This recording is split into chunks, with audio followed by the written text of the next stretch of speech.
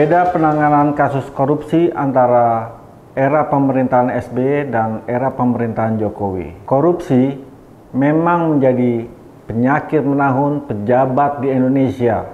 Tidak terhitung sudah ribuan kasus korupsi yang terungkap dan triliunan uang rakyat dicuri. Di layar kaca dan pemberitaan media massa, kita disuguhi aksi Komisi Pemberantasan Korupsi silih berganti menangkap pelaku dugaan korupsi. Tentu hal ini harus diapresiasi, namun tampaknya masih belum menimbulkan efek jera. Sebab kasus korupsi semakin menggurita. Para pejabat yang terkena dan tertangkap KPK tak terhitung lagi jumlahnya.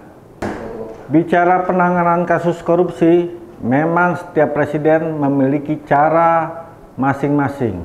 Kita melihat kasus korupsi yang terjadi sejak tahun 2004 saja, karena bagi saya sejak tahun 2004 hingga 2022, korupsi ini semakin menggila. Hal ini dibuktikan oleh ranking indeks persepsi korupsi pada tahun 2021 yang diperoleh Indonesia tidak berubah dari posisi 102. Bahkan menurut Transparansi Internasional Indonesia, Indonesia mengalami kejatuhan terburuk dalam 20 tahun terakhir. Menurun dari poin 40 menjadi 37, dari peringkat 85 menjadi 102. Sedangkan di zaman pemerintahan SBY naik 3 poin pada tahun 2008. Totalnya pada masa pemerintahan SBY naik 12 poin dari 20 poin ke 32 poin. Kita mulai tahun 2004 sampai 2014 di saat pemerintahan Presiden SBY. Di masa itu korupsi besar yang terjadi diusut sampai tuntas. Tidak ada korupsi yang tidak diusut. Pak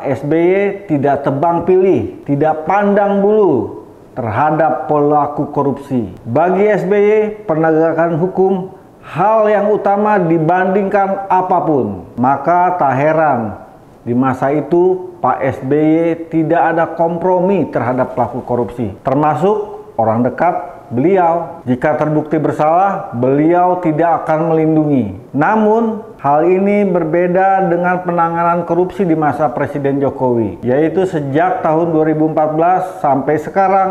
Pada masa pemerintahan Jokowi, penanganan kasus korupsi sering mandek.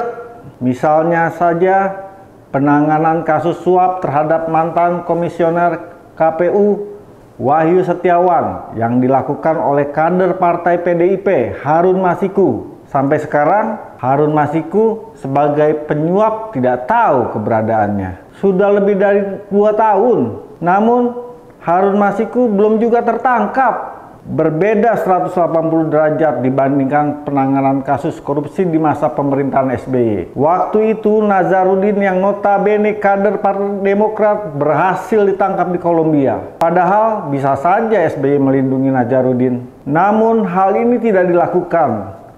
Karena seperti yang saya sebutkan sebelumnya, SBY tidak akan melindungi koruptor. Akan tetapi, di masa pemerintahan Jokowi ada upaya melindungi kader partai yang berkuasa, yang terlihat dari keberadaan Harun Masiku yang sampai sekarang tidak tahu di mana rimbanya. Mengenai penanganan korupsi di masa pemerintahan SBY, KPK diperkuat. KPK dibiarkan menjadi lembaga independen. Bahkan saat kemelut KPK dan polisi yang menghasilkan cicak versus buaya, ketika itu SBY turun tangan langsung dengan memperkuat KPK hingga masalah ini pun selesai. Dan yang paling mengherankannya, hanya di masa Jokowi penanganan kasus korupsi yang receh justru digoreng-goreng, sedangkan kasus korupsi jumbo terkesan didiamkan saja. Tentu kita masih ingat dengan kasus korupsi Asabri, korupsi Jiwasraya, korupsi Bansos dengan nilai triliunan rupiah. Namun penanganannya terkesan tidak serius.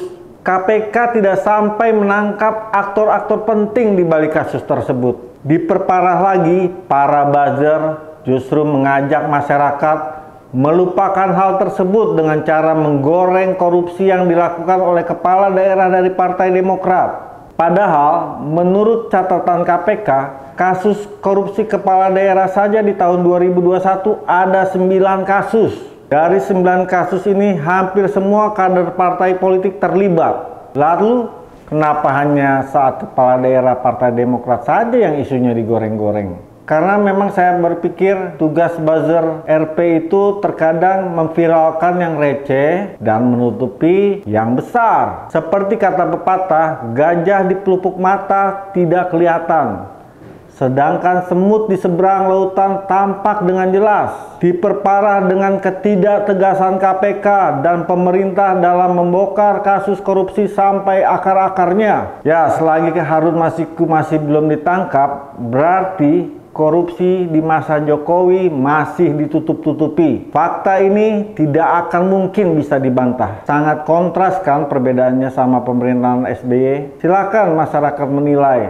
Jangan mau dibodohi oleh propaganda dan informasi hoax yang selalu disebarkan oleh buzzer-buzzer RP yang mendiskreditkan Partai Demokrat semata. Karena kita yakin Demokrat akan selalu berkoalisi dengan rakyat dan muda adalah kekuatan.